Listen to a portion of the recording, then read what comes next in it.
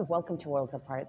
More than 700 years ago, the great Sufi poet Rumi penned one of the most enduring commentaries on the state of the world, comparing it to a reeling drunken body and saying that the caravan of civilization has been ambushed. With fools in charge everywhere, he called on true leaders to stand up and be the captains of their ships. Well, what does it take to navigate the dire straits of life, first as a world-class athlete and then as a world leader? Well, to discuss that, I'm now joined by Prime Minister of Pakistan, Imran Khan. Prime Minister, it's great to see you, great to talk to you. Thank you very much for your time. My pleasure. Now, I began with this somewhat verbose introduction, first because I know of your interest in Sufism, and more importantly, because I think your whole life in politics and before that is a very colorful and I think very authentic illustration of following your heart's desires, which was very central to Rumi's teachings and the teachings of other mystics. You're going to turn 70 this year. What keeps you powered? Well, let me say one thing. When a human is born, within him, he's trying to look for God. And this is a constant journey towards God. A lot of people, unfortunately, never ask the two questions. They never ask themselves, what is the purpose of existence? And what happens to me after I die? But whenever they ask these questions, it takes them towards God. The only way you have the answer to this question, the purpose of existence, what happens to us when we die, is in religion. And all religions answer that question. Science doesn't. So the two ways of existence, one is the spiritual and the other is the material.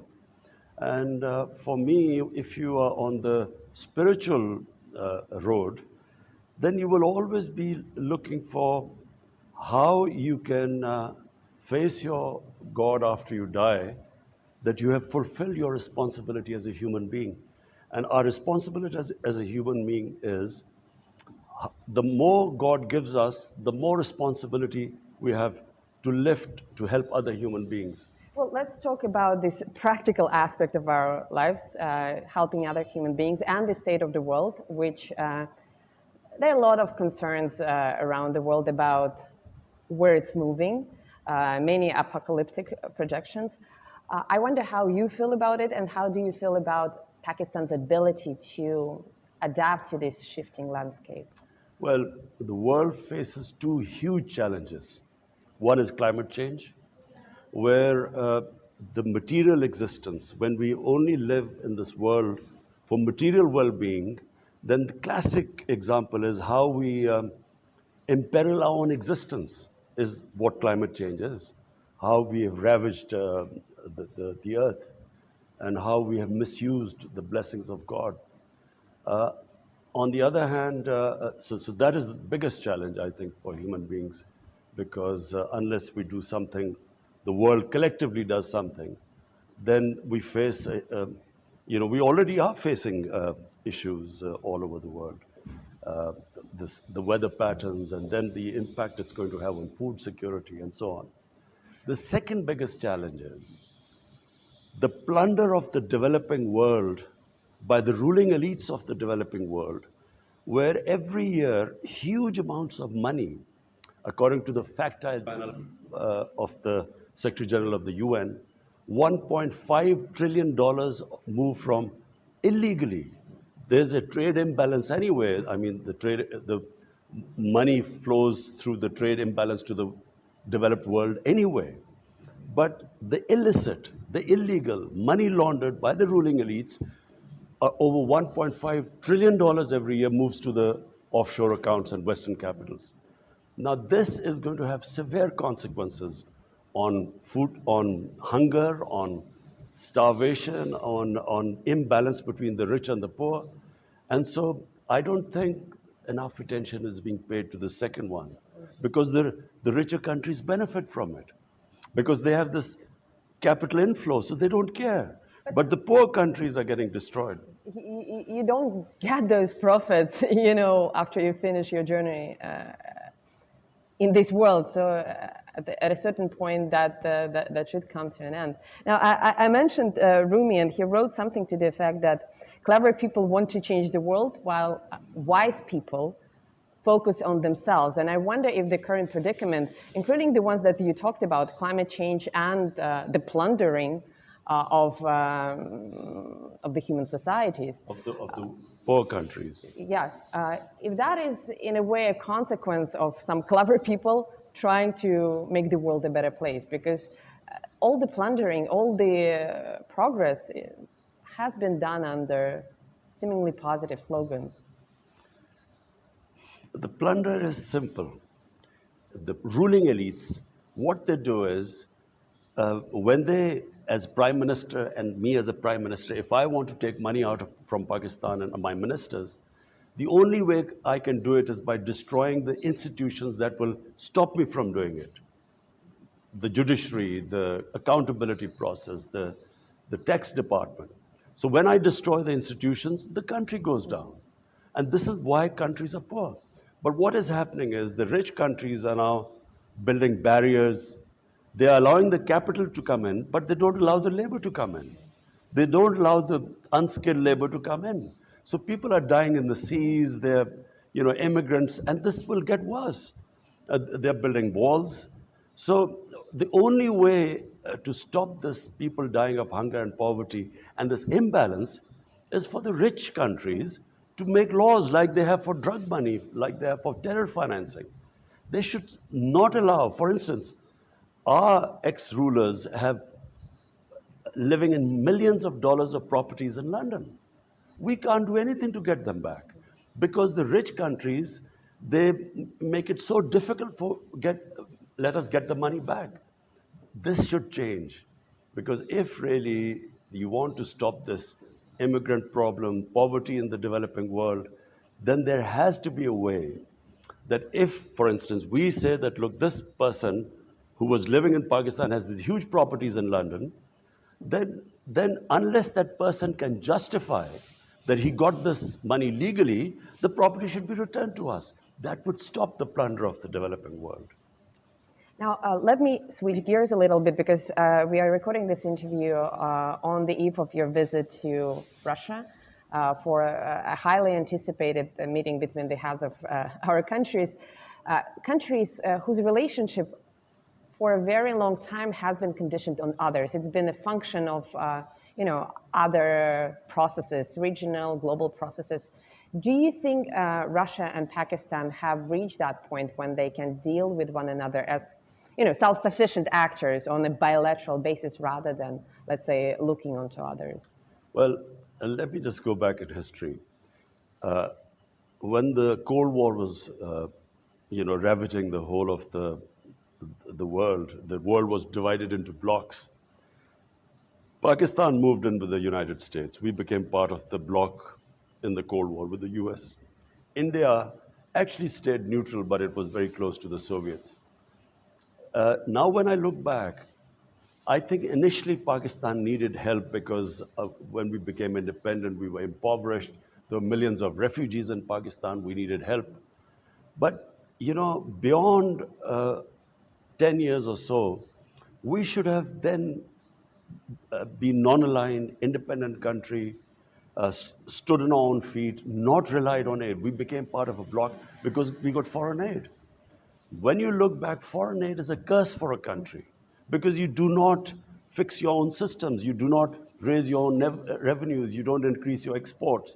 You rely on handouts, and it stops a country evolving and developing and becoming self-reliant. So the world being divided into Cold War blocs and Pakistan becoming part of a bloc, when you look back, it stopped us from developing as a country. Well, you cannot go back, but you can change things moving forward. So do you think at this point? So when you learn from history, you learn from your mistakes.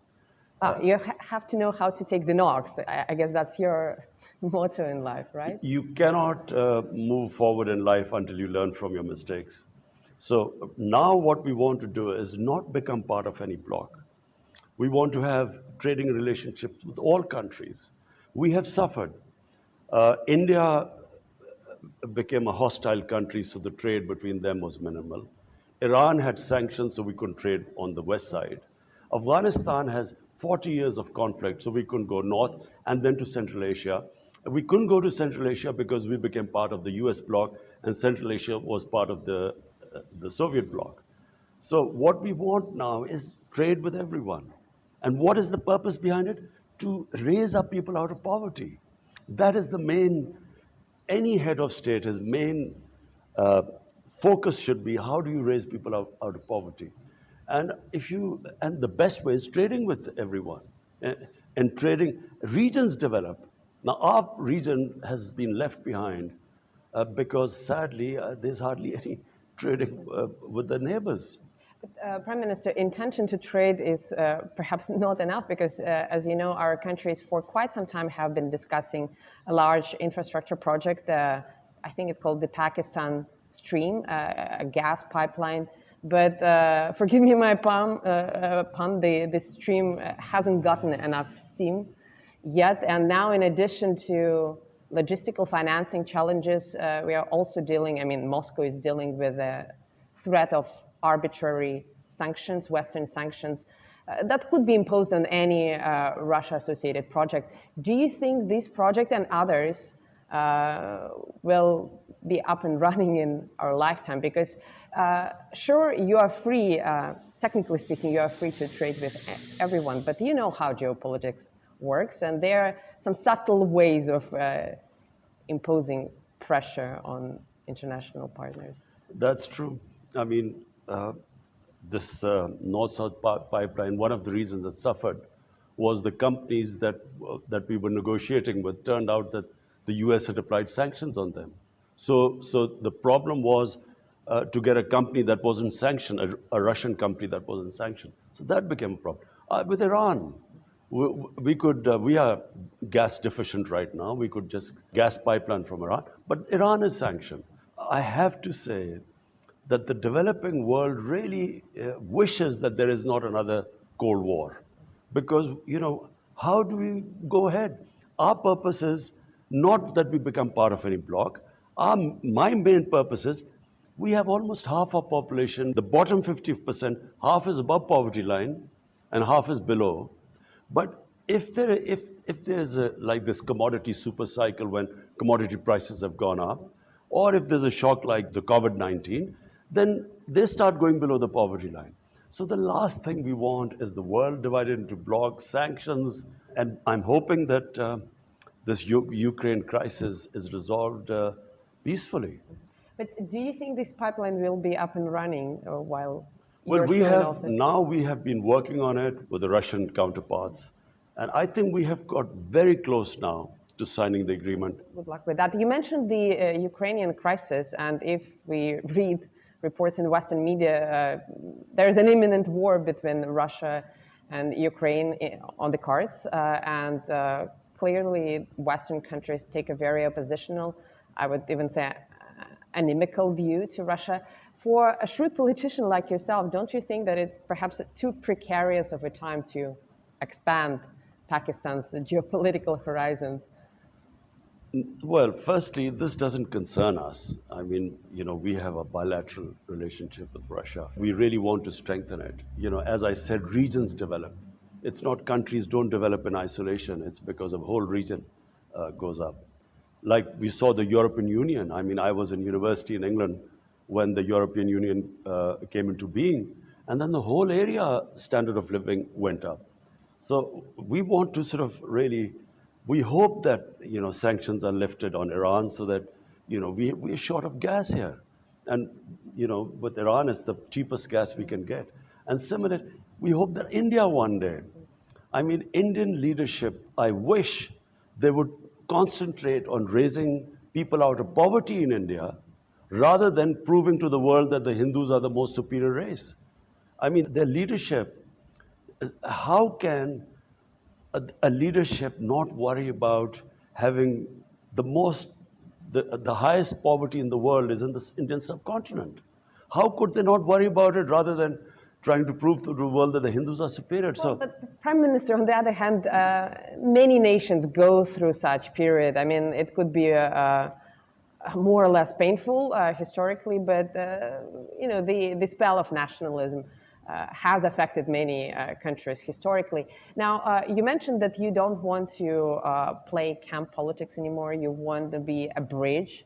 And this is a very admirable goal, also a very beautiful metaphor. I think Turkey or even Ukraine framed their foreign policy in such terms a few years back, but they were disappointed. What makes you believe that Pakistan can actually pull it off, being this bridge, let's say in Eurasia, when so many other countries attempted it and failed? Well, firstly, let me just say one thing. As a student of history, I do not believe that military conflicts solve problems. I believe they give rise to so many other problems. You go in to solve one problem. Supposedly, the US went into Iraq uh, to fight Al Qaeda, but in the end, ISIS came into being. If you look back, I mean, look at the conflict since 9/11. I mean, if a third party dispassionately did a proper analysis of so many people killed, what was achieved at the end? What happened in Afghanistan? 20 years of God knows hundreds and thousands of people dying. What was the achievement? So, therefore, I'm not a believer in military conflicts. I believe that civilized societies resolve the difference through dialogue. And the countries that rely on military conflict have not studied history properly. Well, they have not studied history properly, and they haven't faced any accountability because in this day and age, power still, decides what has to be done. Uh, do you believe, on a personal or let's say on a political level, in some sense of accountability, maybe historical accountability, do you think things will change in the world so that all the great aspirations that you have uh, could be realized without us getting very cynical? Because I hear what you're saying on an emotional level, but I have covered so many wars and I have seen so many people killed absolutely for nothing that I simply don't believe that Western leaders care about things like human lives or even development in the developing countries. I'm sorry for saying that. It's true. Most leaders, uh, their main concern is to stay in power. So if to stay in power, there's a what they call as a good war, they won't mind loss of few human lives Well, as it's a long as collateral damage. It's not people. It's collateral exactly. I damage. mean, as someone who looks upon the world from a spiritual point of view, I think it is insane to have a conflict with the idea of people dying and thinking that you will get more popular because of that. I think throughout history, human beings have done this. Supposedly great leaders came in and caused death and destruction. So I believe, for instance, take this Ukraine conflict. I mean, for the life of mine, I cannot really believe that there is any chance, there's any possibility of a conflict. Because the consequences, forget about what will happen to the combatants. For the developing world, already the price of oil has gone up because of the prospect of a conflict. Ukraine supplies wheat to the world, and for that matter, Russia. Now imagine what will happen. Already the world is suffering from the after effects of the COVID-19. Imagine if there's a conflict. What will happen to the poor countries? Already the poor countries are suffering. They are already in debt because they had to incur debt because of the consequences of the COVID-19 fallout. So I cannot in my mind understand will how can they even have got this close to a conflict? I can't understand this.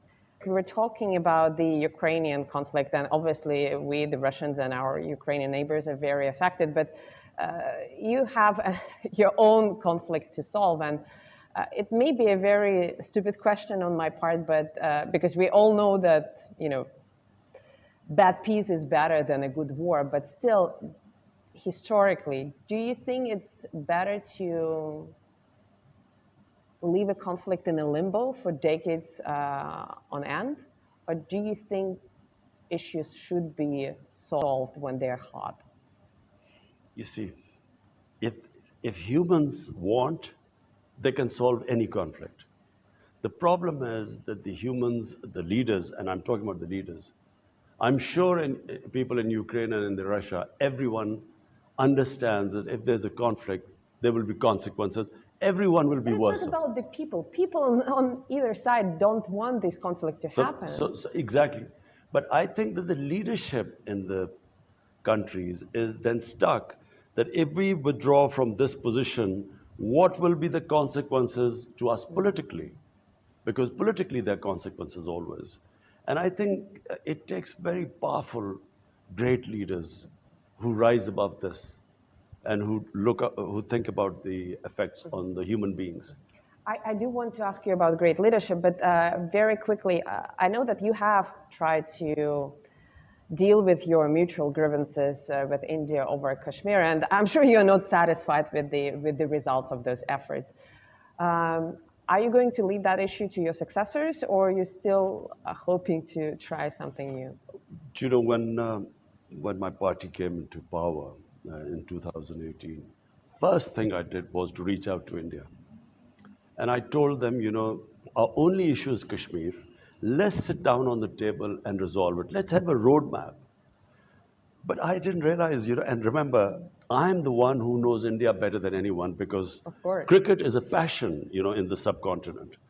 And because of, you know, me being captain of cricket here and sort of playing lots of, over 10 years against India, I know India better than most people. I know the senior journalists, their politicians, their sports people. So I know India very well. So I immediately reached out.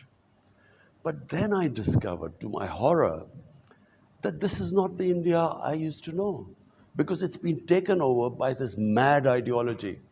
It's a racist ideology which was inspired by the Nazis. The founding fathers were inspired by the Nazis. You can Google on your phone and you can, the founding fathers praised the Nazis, racial superiority, hatred towards the Muslims, towards the Christians. Because, and they look back some 1,000 years how Hinduism was the superior religion and culture. And you see, there's a negative nationalism, there's a positive nationalism. You must distinguish between the two. I can inspire my people by saying, look, you were a great nation, let's now get back again. But if I say you were a great nation, but because of these other human communities, you could not reach the top, so shift the hatred towards them, there is always bloodshed. Prime Minister, I'm sure your counterpart in New Delhi would disagree, but if Prime Minister Modi wants to share his own views, we would be more than happy to travel to New Delhi and interview him on that. Listen, I would love to debate with Narendra Modi on TV. I would love to talk. But you know, before we organize this debate, and by the way, RT would be happy to moderate it, me personally, but I have an editor It would be so good for over 1 billion people on the subcontinent if we can resolve our differences through a debate rather than through... That would be amazing. But before we go there, I have an editor who is a huge cricket fan, and he follows cricket and obviously your fate also very, very closely. And he told me that your team haven't toured India since 2013, while the Indian team hasn't been to Pakistan since 2006. Is there any chance, that's his question, is there any chance of restarting bilateral cricket tours as a way of rebuilding ties and as a way of rekindling that passion? Because if you have a common passion, there's something common inside of you. We are all humans deep down. I mean, we are all the same. So, you know, both the hatreds and the loves, they are shared. Do you think there's something, do you think cricket can be a saving grace? Well, we just played India a few months back, and I have to say, the celebrations that took place in Pakistan when they beat India in the 2020 World Cup, you know, I haven't seen people so happy for a while. But unfortunately, sports is connected to politics, no matter how much we try and separate it. Now, what India has done in Kashmir, it has unilaterally revoked its status, which was a special status, since 75 years, guaranteed the United Nations Security Council guaranteed the people of Kashmir the right to self-determination. So through their own democratic right, they could decide whether they wanted to be Pakistan or India. When they revoked that right, and that was 5th August 2019, that's when, unfortunately, things have got worse. Now, if we try to pretend everything is normal, it means Pakistan has abandoned the people of Kashmir. So therefore, we played in a third country like this World Cup, but bilateral ties, I think, will have to wait till there's some sort of a breakthrough here. Now, let me ask specifically about Pakistan, because this year marks the 75th anniversary of your country coming into being, and the figure of Muhammad Ali Jinnah still looms large with his philosophy of marrying modernity with traditional grassroots culture. And I think it's not only in Pakistan, but I see this philosophy coming to prominence all around the world, even in Russia. I think Vladimir Putin subscribes to a similar brand of enlightened conservatism. When you see progressive things around the world, you benefit from them, but you stay true to your sort of your inner core, your collective soul. Mm-hmm. Why do you think it's becoming so popular around the world? Why is it so appealing? Because whenever you try and superimpose another culture on a nation, it doesn't work. Colonialism, what did it do? What the colonialists created was a thin lot of people who imitated the colonialists, who in Pakistan would be called the westernized elite. But now, since you mentioned China, China played a subtle but I think very significant role in facilitating Russian-Pakistani exchanges. And I know that recently, while visiting Beijing, you suggested that Islamabad can act as a mediator between Beijing and Washington. What makes you believe, I'm sorry for being blunt, but what makes you believe that mediation is even possible? Because as far as I understand the American psyche, they are not after understanding, they are not after negotiating on the level playing field, they are after preserving dominance. Would China agree to that? Look, the America I know is very diverse. Any country, for instance, what is happening in India is not what Indians are like. This is not the India of Nehru and Gandhi. This is the India of Narendra Modi. A tiny, highly organized elite has taken over India, just like the Nazis took over Germany.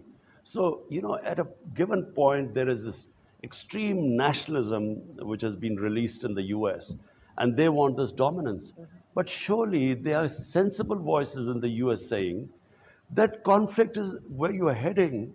Conflict, Cold War is not the way. There is another way where it could be win and win for everyone.